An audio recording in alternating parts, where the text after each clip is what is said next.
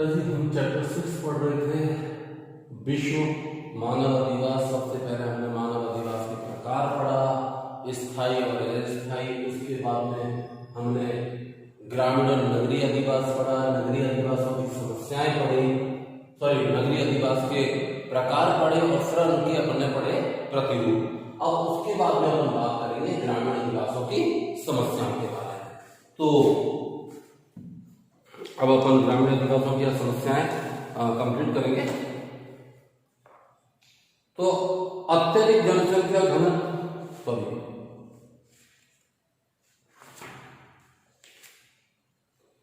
तो सामान्यतः ग्रामीण अधिवासों में निम्न समस्याएं दृष्टिगोचर होती हैं, यानी जो समस्याएं वो देखने को मिलती हैं। सबसे पहला तो यह है कि गांव में अपन को ट्रांसपोर्टेशन यानी आवागमन के साधनों का अभाव पाया जाता है।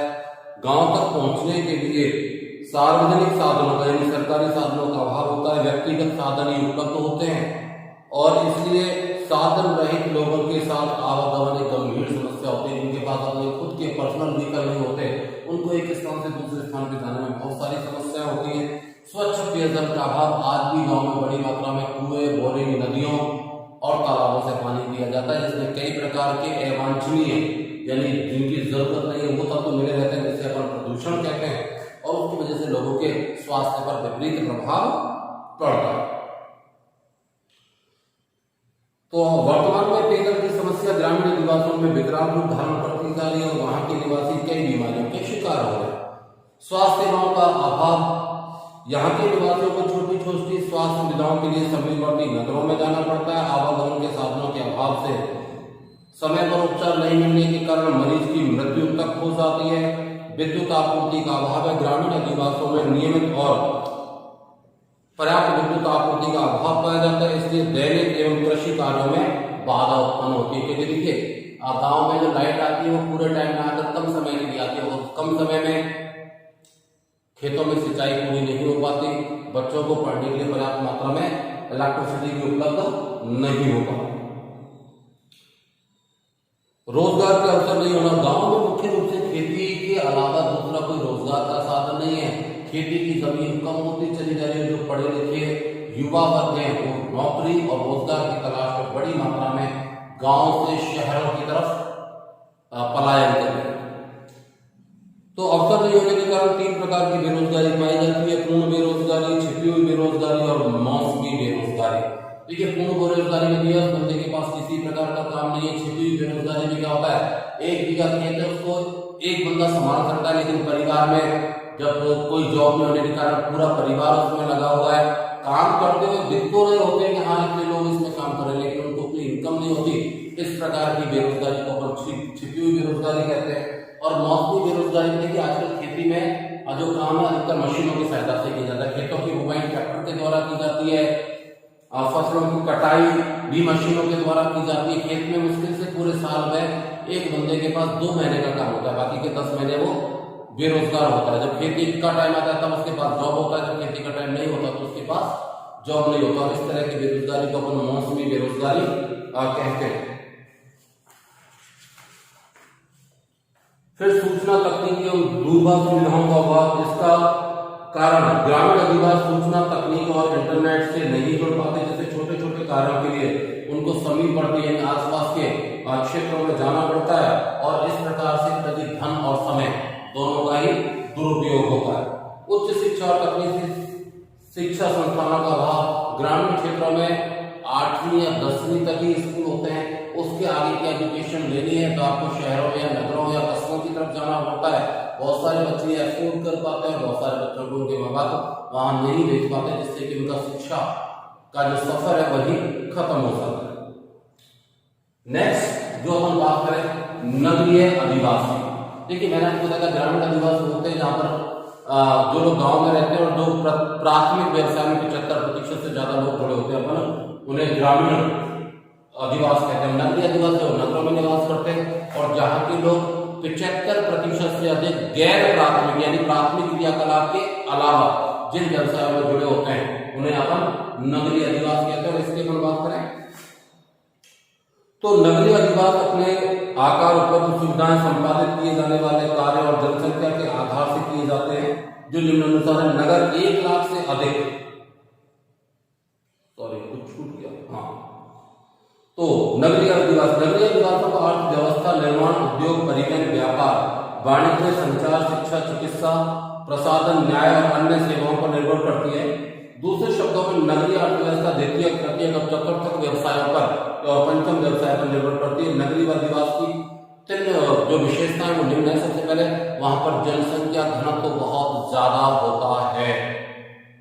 त्वरित गतिशीलता, एक जगह से दूसरी जगह जाने के लिए उनको साधन बड़ी आसानी से और बहुत जल्दी उपलब्ध हो जाते हैं। पक्की सड़कें और पक्के मकान पाए जाते हैं। रोजगार की उपलब्धता होती है। सॉरी,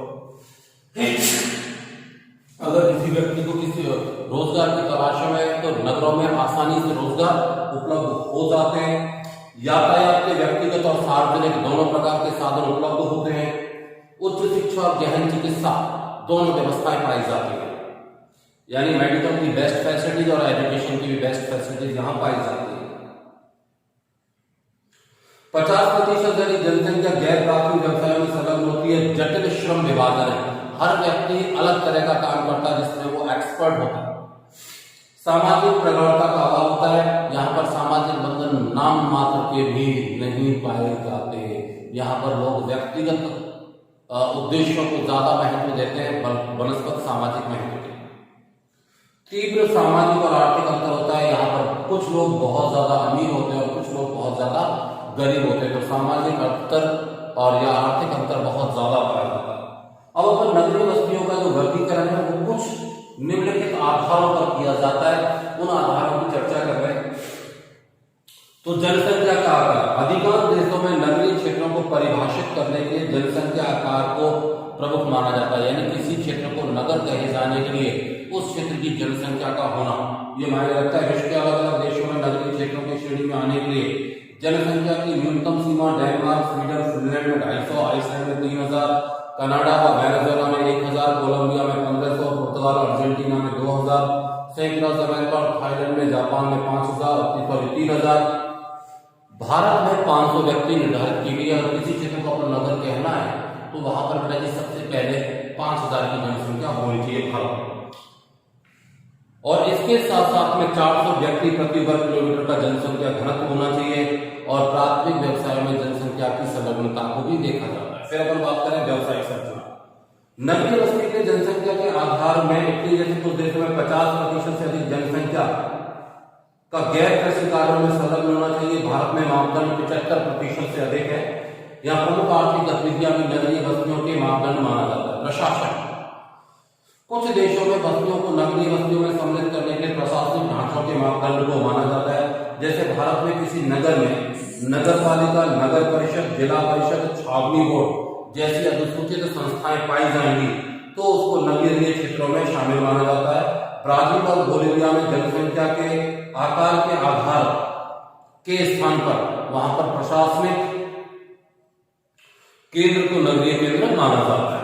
आवश्यक दशाएं विश्व में नगरीय केंद्रों की संपादित कार्यों के आधार पर की जाती है, जैसे अवकाश स्थल की आवश्यक दशाएं, औद्योगिक नगर, समुद्री पत्तन। जैसे औद्योगिक नगर जमशेदपुर, अपना गुड़गांव और इंडस्ट्रियल सिटी, ठीक है। प्रशासनिक नगर में कोई राज्य हो, राज्य की राजधानी हो, देश की राजधानी हो, प्रशासनिक नगर कहलाएंगे। समुद्री पत्तन नगर जैसे मुंबई हुआ, कांडला हुआ, मडगांव हुआ, ये सारे, चेन्नई हुआ, ये बंदरगाह वाले नगर है। सेना नगर जहां पर सेना की छावनी, जैसे नसीराबाद हुआ, मेरठ हुआ, ये सारे के सारे सेना छावनी बोर्ड वाले नगर है। अब नगरों के प्रकारों की अगर अपन बात करें बेटा जी, तो सबसे पहले नगर,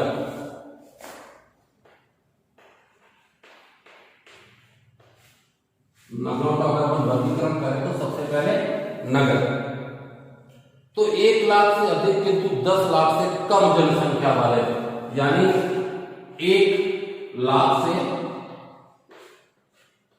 ज्यादा और 10 लाख से कम जनसंख्या जिस क्षेत्र में पाई जाती है उसे अपन नगर कहते हैं। इसमें 50% जनसंख्या गैर प्राथमिक कार्यों में संलग्न होती है। फिर दूसरा महानगर,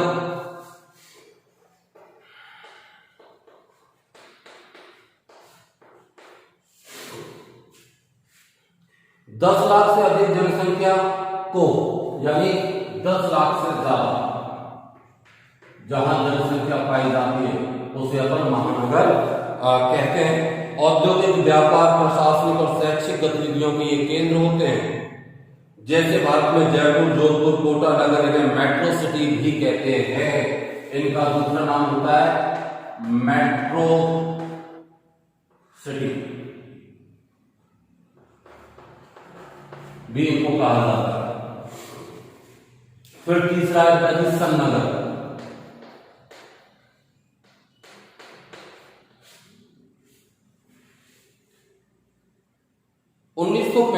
में इस शब्द का इस्तेमाल किया था पैट्रिस गिटीज ने। इस शब्दावली का प्रयोग ये विशाल विकसित नगर क्षेत्र होते हैं, अलग अलग नगरों या शहरों के आवासों से मिलकर नगरीय क्षेत्र में बदल जाते हैं।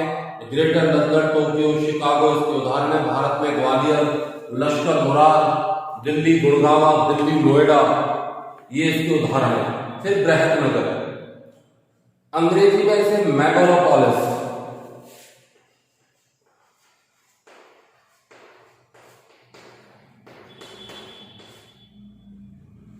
अंग्रेजी में इसे मेगालोपोलिस कहते हैं। इसका अर्थ होता है विशाल नगर। इसका प्रयोग सन 1857 में जीन गेटमैन ने किया था।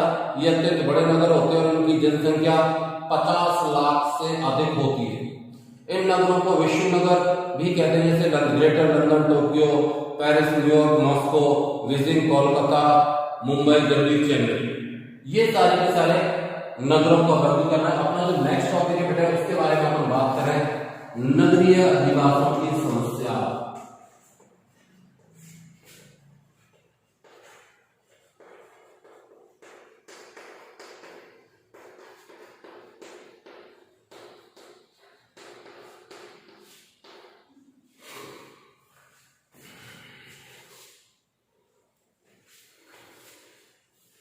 चलिए,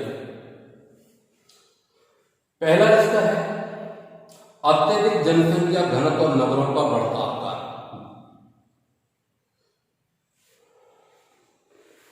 कृषि क्षेत्र में मशीनीकरण, शिक्षा का विकास और ग्रामीण क्षेत्र में जनसंख्या वृद्धि के कारण रोजगार की कमी होने से युवा शक्ति रोजगार की तलाश में नौकरियों के लिए नगरों में बसने लगी है। परिणाम स्वरूप नगरों का आकार और जनसंख्या घनत्व तीव्र गति से बढ़ रही है। नगरीय भूमि की अधिक कीमतें बढ़ने से लोगों के छोटे छोटे आवासों में रहना पड़ता है। यातायात भार बढ़ने से या सुबह और सायकाल आवागमन बाधित हो जाता है और दुर्घटनाओं का अनुपात बढ़ रहा है। अब जैसे मान लीजिए सुबह और शाम के समय लोग बाग स्कूल, मतलब बच्चे स्कूल जाते हैं, लोग बाग सरकारी जॉब पे जाते हैं, दुकानदार अपनी दुकानों पे जाते हैं, मजदूर अपनी मजदूरी के जाते हैं। उसकी वजह से क्या होता है, सड़कों पर बड़ी मात्रा में ट्रैफिक बढ़ जाता है, जिससे एक्सीडेंट की संभावना बढ़ जाती है, बड़े बड़े जाम लग जाते हैं, ट्रैफिक जैम लगता है। सन 1981 में 9 महानगर थे जिनकी संख्या वर्तमान में बढ़कर अभी कितनी हो गई है, 53 भारत में। 2006 में विश्व में 438 महानगरों के स्थान पर वर्तमान में इनकी संख्या बढ़कर 600 से अधिक हो गई है।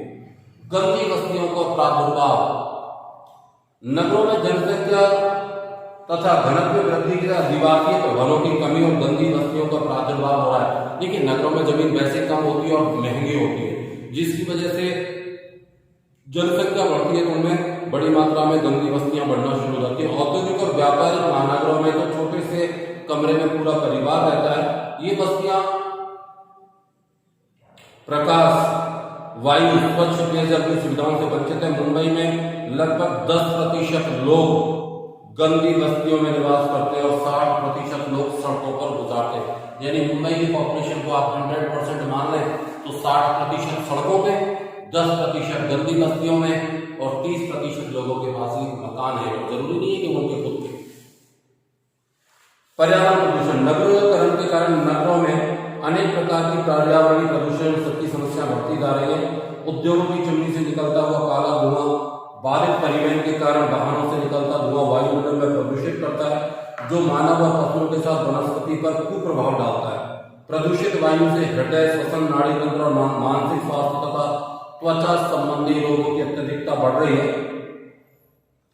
टोक्यो में तो वायु प्रदूषण का इतना हो गया है कि व्यक्ति को बीच बीच में कृत्रिम ऑक्सीजन लेनी पड़ती है। भारत में दिल्ली, मुंबई तथा कोलकाता में कुछ वर्षों में वायु प्रदूषण दोगुना हो गया है।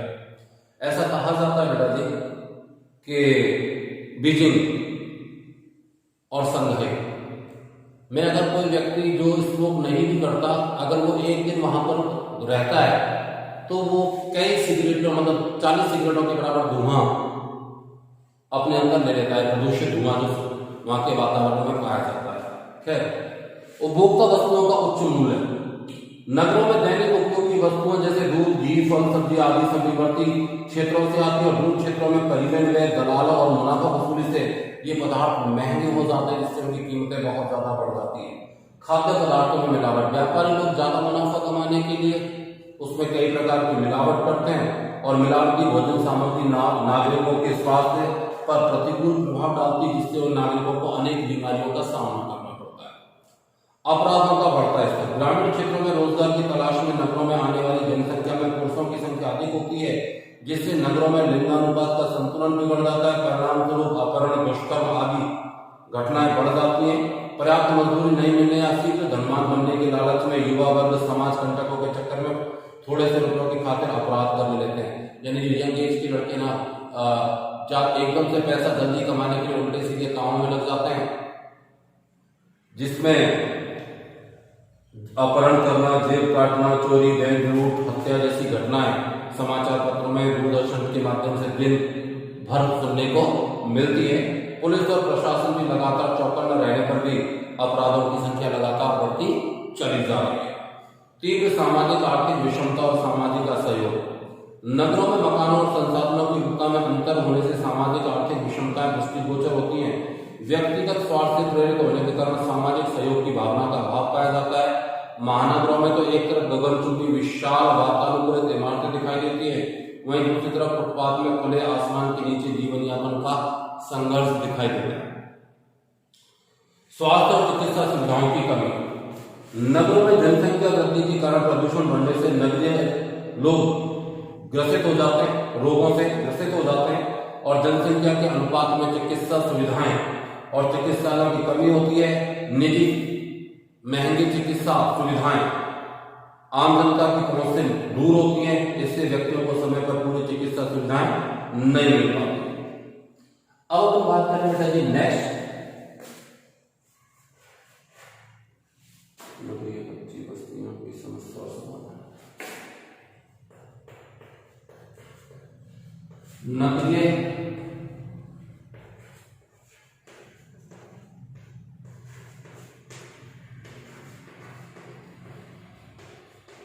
नगरीय कच्ची बस्तियों की समस्याएं और उनके समाधान।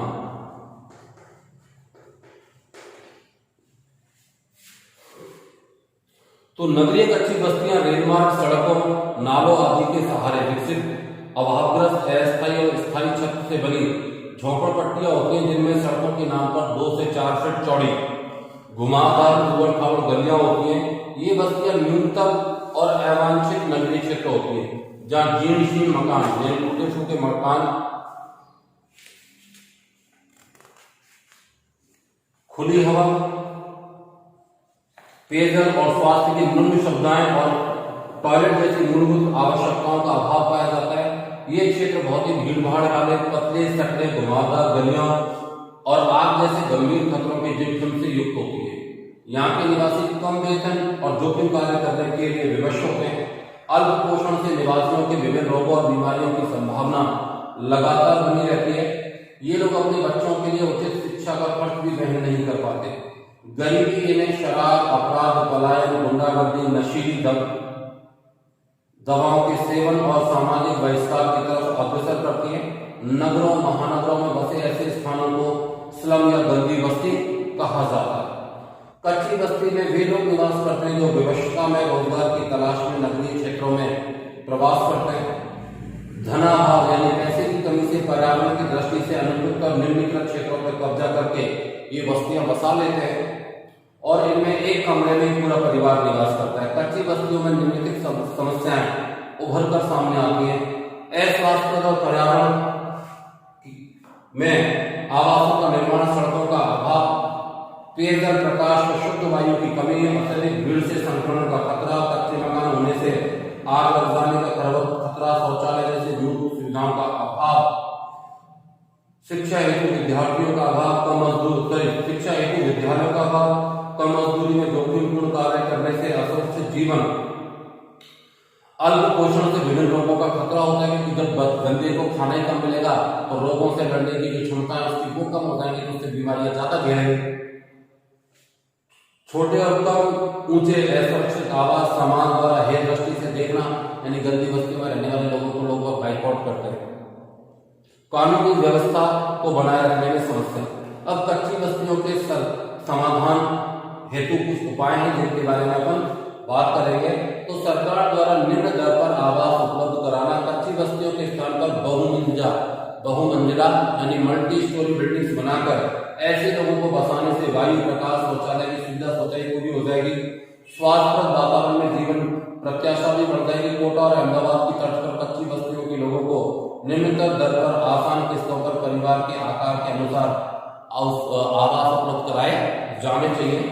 नदियां टैंकरों द्वारा इन क्षेत्रों में स्वच्छ पेयजल की न्यूनतम दर पर या निःशुल्क पूर्ति करानी चाहिए। ग्रामीण क्षेत्रों की तरह मनरेगा की तरह न्यूनतम मजदूरी दर पर रोजगार उपलब्ध कराया जाना चाहिए। कच्ची बस्तियों में विद्यालय खोलकर बच्चों की शिक्षा हेतु समुचित व्यवस्था करनी चाहिए। कच्ची बस्तियों के पास सामुदायिक स्वास्थ्य खोलकर निःशुल्क चिकित्सा उपलब्ध कराई जानी चाहिए। ग्रामीण क्षेत्रों में रोजगार के साधन उपलब्ध कराए जाने चाहिए जिससे नगरीय क्षेत्रों के लोग की तरफ लोग कम आए और जिससे कच्ची बस्तियों का प्रादुर्भाव ही ना हो। चौड़ी सड़कों का निर्माण कराना चाहिए। भूमि की उपलब्धता होने पर बगीचे की व्यवस्था करनी चाहिए। रोजगार के लिए ऋण उपलब्ध कराना चाहिए और परिवार कल्याण कार्यक्रम अपनाने पर जोर दिया जाना चाहिए। कानून एवं व्यवस्था को सुचारू रूप से बनाया रखना चाहिए। ये है बेटा जी। और इसके बाद में जो हमारे इस चैप्टर में है मुंबई की धारावी कच्ची बस्ती का विशेष अध्ययन, इसको कोर्स में से हटा दिया गया है। अच्छे तरीके से सुन लीजिए, धारावी कच्ची बस्ती को कोर्स में से हटा दिया गया है।